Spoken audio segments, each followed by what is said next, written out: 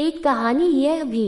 पठन सामग्री और भावार्थ। Chapter 14 class 10 Hindi. पाठ की रूपरेखा। एक कहानी यह भी नामक पाठ लेखिका द्वारा सिलसिलेवार लिखी गई आत्मकथा का हिस्सा नहीं है, बल्कि उन्होंने इसमें ऐसे व्यक्तियों और घटनाओं के विषय में लिखा है जिनका संबंध उनके लेखकीय जीवन से रहा है।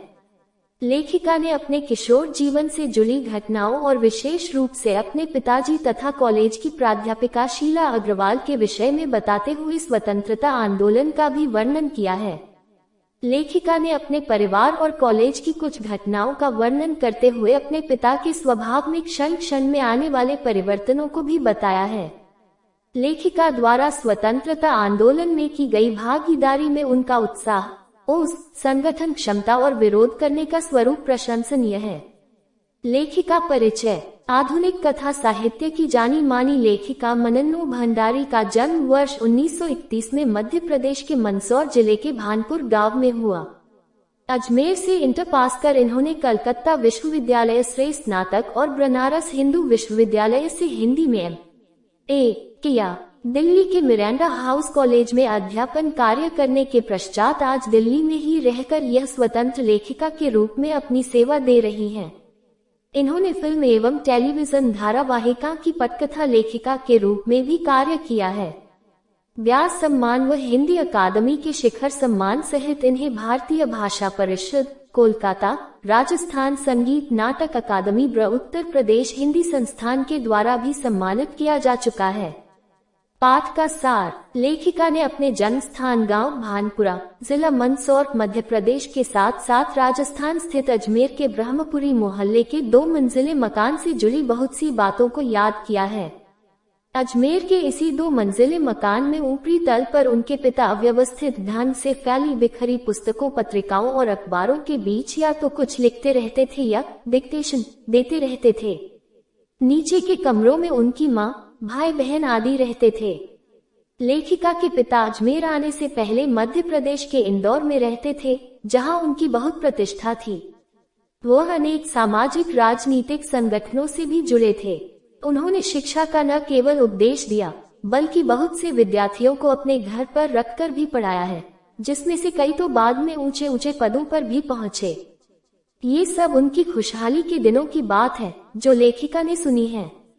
लेखिका ने स्वीकार किया है कि उनके पिताजी अंदर से टूटे हुए व्यक्ति थे, जो एक बहुत बड़े आर्थिक झटके के कारण इंदौर से अजमेर आ गए थे और केवल अपने बलबूते पर अपने अधूरे अंग्रेजी हिंदी शब्दकोश विषयवार को पूरा कर रहे थे।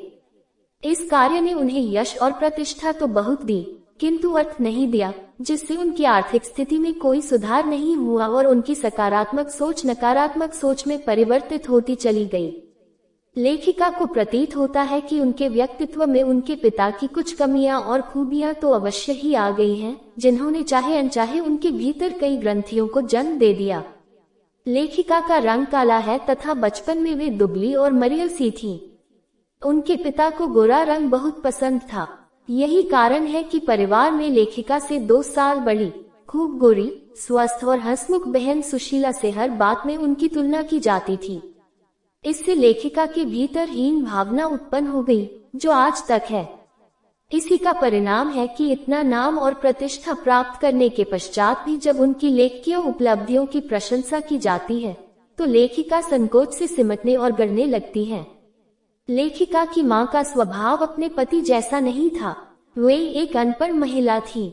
वे अपने पति के क्रोध को चुपचाप सहते हुए स्वयं को घर के कामों में व्यस्त किए रहती थी। अनपढ़ होने के बाद भी लेखिका की मां धरती से भी अधिक धैर्य और सहन शक्ति वाली थी। उन्होंने अपने पति की हर ज्यादती अत्याचार को अपना भाग्य समझा। उन्होंने परिवार में किसी से कुछ नहीं मांगा, बल्कि जहां तक हो सका दिया ही दिया है। इसका परिणाम ये हुआ कि सहानुभूतिवश भाई बहनों का लगाव तो मां के साथ था, किंतु लेखिका कभी उन्हें अपने आदर्श के रूप में स्वीकार न कर पाई। लेखिका 5 भाई बहनों में सबसे छोटी थी। जिस समय उनकी सबसे बड़ी बहन का विवाह हुआ, उस समय लेखिका लगभग 7 साल की थी। अपने से 2 साल बड़ी बहन सुशीला के साथ लेखिका ने लड़कियों के सारे खेल खेले। वैसे तो उन्होंने लड़कों वाले खेल भी खेले, किंतु भाई घर में कम रहा करते थे, इसलिए वह लड़कियों वाले खेल अधिक खेल सकी। उस समय पड़ोस का दायरा आज की तरह सीमित नहीं था। आज तो हर व्यक्ति अपने आप में सिमट कर रह गया है। पास पड़ोस की यादें कई बार कई पात्रों के रूप में लेखिका की आरंभिक रचनाओं में आ गई हैं। 40 के दशक में लेखिका के परिवार में लड़कियों के विवाह की अनिवार्य योग्यता थी 16 वर्ष की उम्र और मैट्रिक तक की शिक्षा। वर्ष 1944 में लेखिका की बहन सुशीला ने ये योग्यता पाए और शादी करके कोलकाता चली गई।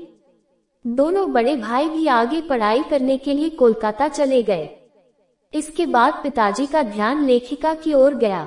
जिस उम्र में लड़की को स्कूली शिक्षा के साथ सुघड़ गृहिणी, घर चलाने में कुशल और कुशल पाक शास्त्री बनने के नुस्खे सिखाए जाते थे, उस समय पिताजी का आग्रह रहा करता था कि लेखिका रसोई नामक भटियार खाने रसोई के कामकाज से दूर ही रहे, क्योंकि उनके अनुसार वहां रहना अपनी प्रतिभा और क्षमता को भट्टी में झोंकना था।